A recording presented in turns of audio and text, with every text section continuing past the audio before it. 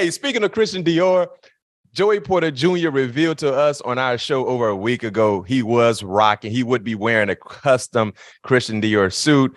Unfortunately, he didn't get a chance to walk up to the stage to show off that suit in day one. But day two, he fell. He was right there for the Steelers with the first pick in the second round at 32. How surprised were you to see Joey Porter still available, and how excited are you knowing that you're going to get a chance to really work with him through and through, get a chance to share some of the knowledge on and off the football field with potentially your young protege?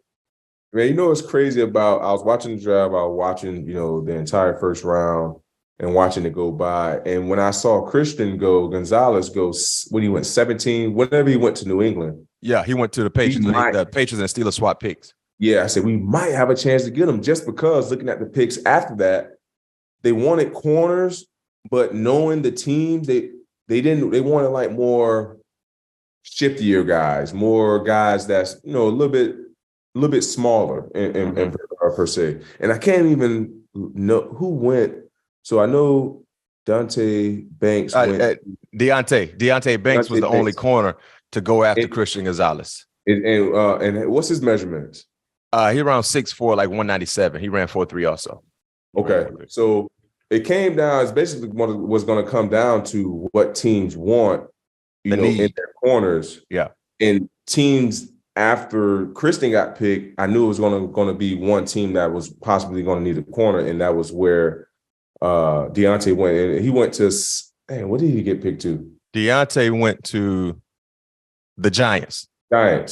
So after that, I knew it was going to have an opportunity because teams after that pretty much have established, corners on their roster. So when I saw that happen, I was like, damn, this might come into fruition. He really might end up being my teammate. And lo and behold, the Steelers end up taking him the first pick in the second round. And now we're going to be able to make some magic happen. And I'm excited because having the opportunity to speak with him on our pod a couple days ago, just hearing his knowledge of the game and how good he wants to be, the legwork that he's putting into greatness. Because like I tell guys all the time, greatness is not going to be handed to you. You got to put the work into it. You have to be dedicated to it. You have to be patient.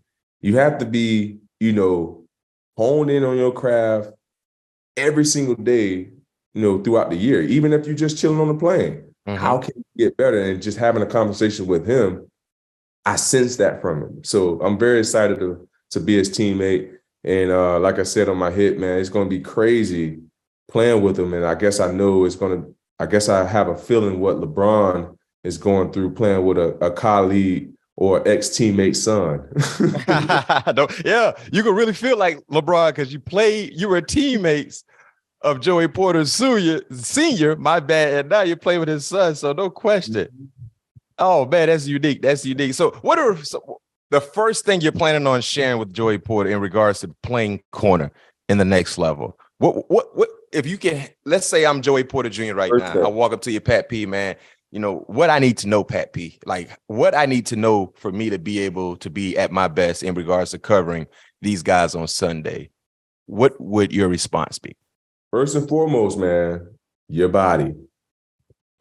Understand your body and take care of your body, because your body is something that can be your successor or it can be your failure, depending on how you treat it and how you take care of it. So with you being a rookie, you want to get ahead of the game right now of taking care of maintenance work, getting 2 and 3 massages during camp, because your workload is going to be totally different from my workload. So making sure you're getting in the cold tub, making sure you're hitting the sauna, making sure hitting red light treatment. Your body is your temple. So take care of your body and sleep. I know a lot of young guys, it's your first year in the league. Well, Joey, I know it's going to be your first year in the league. You want to go out and party. Damn that. Yeah. Off season.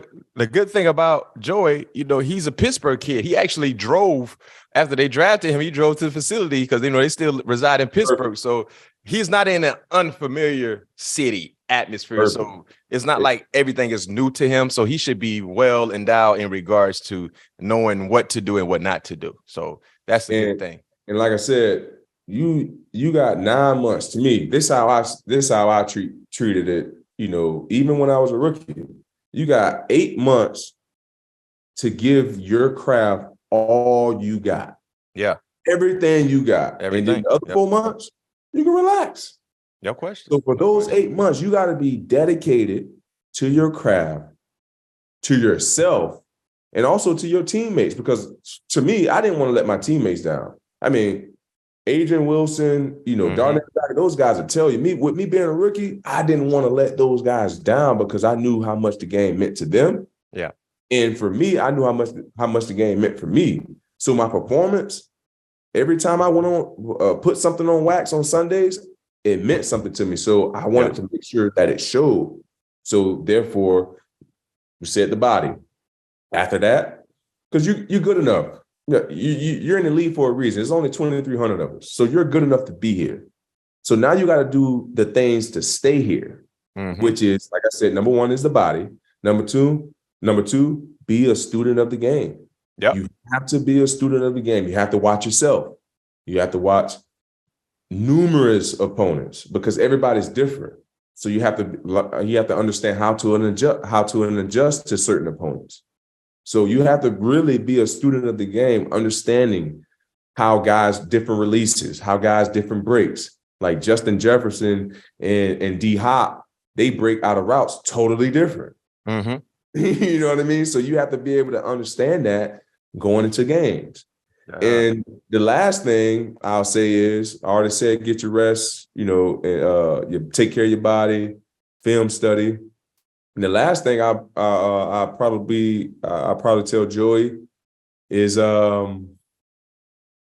make sure you find a way to eliminate the outside noise. Because the outside noise can be something that can be a hinder to your performance on the field, worrying about this, that, and the other, what's not going on inside the facility. My coach, Kevin Ross, always told me, I don't want to live in that outside this bubble, meaning inside the NFL. Yeah. I don't want to live outside that bubble because that's not for me. And I feel like for me as well, that's not for me. But at the end of the day, I have to adjust to that because my day is going to be, you know, called upon at some point in time.